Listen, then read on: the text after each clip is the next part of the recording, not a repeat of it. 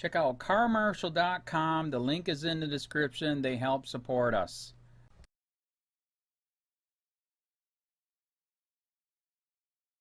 Toxic perceptions of authority in the police brutality debate. It's time for better accountability for those we trust to protect and serve. If you don't want to be mistreated by the police, don't break the law. That sentiment is expressed by somebody, often on Facebook, every time a police brutality incident gains national attention. Not always in so many words, but basically the same sentiment. If you don't want to be mistreated by the police, don't break the law. I recall specifically after the Eric Garner verdict was released, reading a Facebook comments section filled with comments basically saying the same thing, with slight differences in wording. I'm convinced that a good many of those commenters didn't even bother to read the facts of the case before commenting. If you don't want to be mistreated by the police, don't break the law. I object to this line of thought because it grossly oversimplifies the very complex issue of police brutality. While many with this view might acknowledge the existence of corrupt cops or isolated police brutality incidents, it is often used to deny that police brutality is a problem. Granted, I'm uncertain of the scale of the problem, or whether corrupt cops are the majority or the exception to the rule. I just know that while there are many good cops, these incidents happen often enough that police brutality is a problem that needs fixing. The bigger problem with this view is that it allows for those who hold it to make assumptions about highly publicized cases of police brutality. Even if they understand that some cops can abuse their power, which many do, they still might assume that, when these incidents make headlines, the victim must have done something to deserve the harsh treatment by the cop. When that assumption is made about a situation such as that of Alton Sterling, who was shot in the chest by police while on the ground, on the basis that he allegedly had a firearm on him, that promotes a dangerous idea of police authority. If the gun was simply on him, if he wasn't wielding it or shooting at anyone, that isn't justification enough to shoot him. The breaking the law part of this soundbite is especially problematic, as it implies that as soon as a citizen breaks the law, the police have carte blanche to do whatever they want to them. Breaking the law encompasses a wide variety of offenses, from traffic violations like speeding or running red lights, to crimes against humanity like rape or murder. Different crimes require different penalties, the punishment should fit the crime. And even if the crime is rape or murder, that alone doesn't justify an officer shooting the suspect. We have due process of law in place to prevent draconian criminal justice systems like that. Those suspected of a crime, regardless of the crime, are entitled to a fair trial with a proper defense. That's why it bothers me how much attention Alton Sterling's criminal record received. It isn't the first time that a victim's past has been drudged up and used to assassinate their character, and to justify brutal, and sometimes fatal, treatment of them by police. But if Alton Sterling had already done his time, why is that relevant to whether the police were justified in shooting him? Did his status as a convict make it okay for police to just shoot him point blank? If you don't think so, you shouldn't bring up his criminal record at all. The other problem with that soundbite is that it erases the role of race in police brutality. I can hear people moaning about how I'm bringing race into this, but I cannot bring race into anything. I cannot mention the influence of race and pretend that it doesn't exist, but the link between racial profiling and police brutality will still be there. Ignoring it doesn't make it magically go away.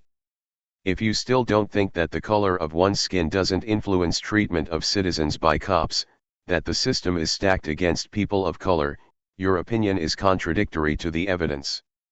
I could cite statistics showing that people of color are charged with drug possession more than white people, despite similar rates of drug use.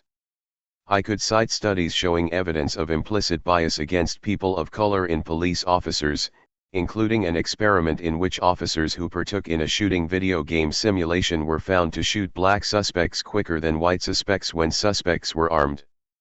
The discrepancies are there, so any conversation about police brutality must include discussion of race.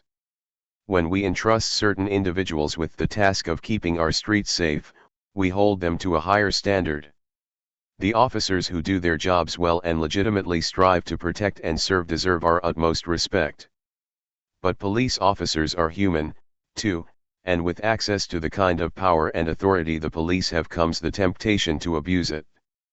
When those who we trust to protect us and grant authority over us use that authority to abuse the civilians they are supposed to protect, that betrays our ability to trust them. That's why there needs to be a check on their power, and a better accountability system in place. Police officers should be properly trained, and if they abuse their power, they are removed from the force. If they break the law, they are subjected to the same legal system as ordinary civilians, with an independent, third-party prosecutor. When officers who abuse their power are let off the hook with a slap on the wrist and allowed to remain on the force, the ensuing mistrust among civilians makes officers' jobs tougher and more dangerous. That's why, if you want people to respect the police, if you are truly concerned about police safety, you should support the efforts championed by Black Lives Matter to toughen the accountability standards for police. Because that's all anyone wants, to ensure that cops who abuse their power are held accountable, and more so, to be able to trust those in power. So, if you are tempted to respond to these police brutality incidents with "if you don't want the police to mistreat you, don't break the law," stop and think, what do you want the powers of the police to look like? Is this really the standard that you want to uphold?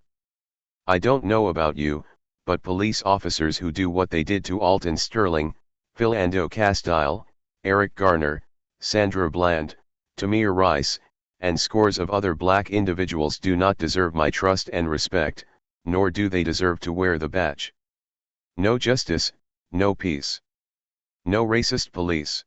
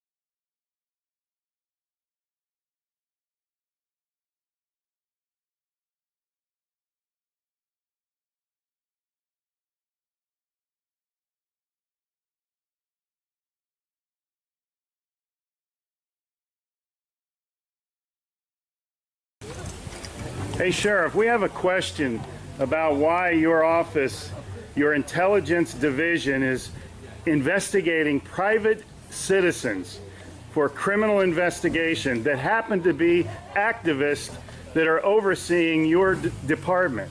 Why would you have your intelligence division investigate private citizens? We have done...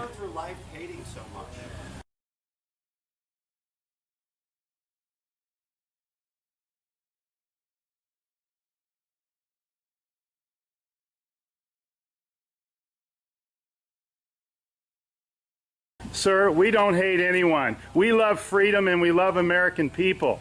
And government is out of control. That's why you're seeing such a revolt nationwide. Why can't you just answer, why is Susan Edwards, your intelligence division, investigating private citizens? This should not happen. Are you here to apply for a job?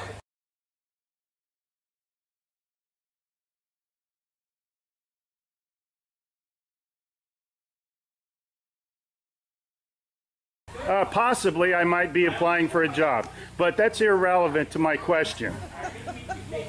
Why would you ask that question? Well, enjoy the fair. Okay. Excuse me. Excuse you? Excuse me, sir. So those of you that haven't Wow. been on a bike before, Sheriff's getting a little too pushy. You work for us, Sheriff. Just keep that in mind. At one time we respected you, but not with that type of attitude.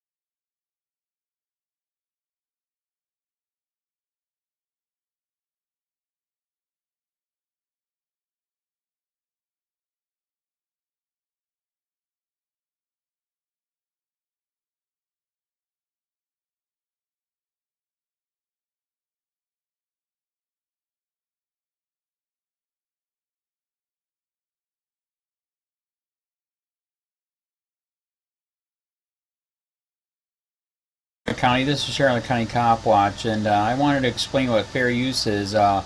You can use pieces of news articles if you're doing it for news reporting, you have commentary, and you're doing it for education purposes. So that's what fair use is, as you can see right here.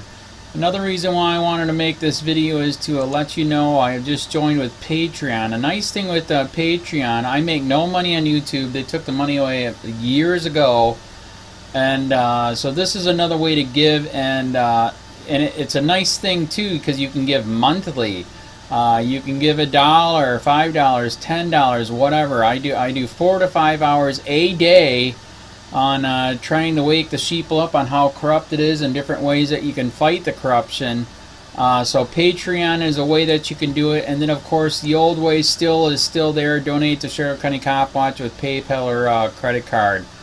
So keep that in mind. 4 to 5 hours a day. I make no money, but the corruption happened to me and I'm sick of it, so I'm trying to wake people up. But my wife would love it if if we could get some help out there. There's 47,000 subscribers. Just think if each one of you subscribers just gave let's say actually yes, $1 a month. 47,000 subscribers gave $1 a month. That would be awesome. That's not going to happen. But anyways, that would be great if it did happen. But do the math in your head. Just think about it. Like I said, 4 to 5 hours a day. I get no money from YouTube. YouTube has gone nuts. You can't do anything anymore. They're taking the money away everywhere. So these are a couple different ways that you can still help out with all this time that I put in. And as you know, I'm in a special situation where at least I can do it. 4 to 5 hours a day. We have a cleaning company during the day. That's what allows me to do this, and we're debt free. So this is my hobby. I don't go fishing and all that other crap. I try to save the world. So help me out to make the wife happy, man. In fact, if you guys did give $1 a day, and there was 47,000 of you, and you did it, and each of you gave $1, and that was every month, oh my God, yes, I could quit. I could start suing them. Another idea too that we have is if I got some funds, we could actually contact everyone that has been ticketed and or arrested and put in jail and start sending them postcards to let them know we're here, and to see if everything went all right, and if it didn't, find out their story. So we could even do more investigations and more lawsuits. Lawsuits take money. So just think about that. 47,000 of you so far right now. $1 a day. $1 a month on Patreon, or $5 a month Patreon, 10, 20, whatever. Just do the math in your head, help out. This is a lot of work every single day. Thanks.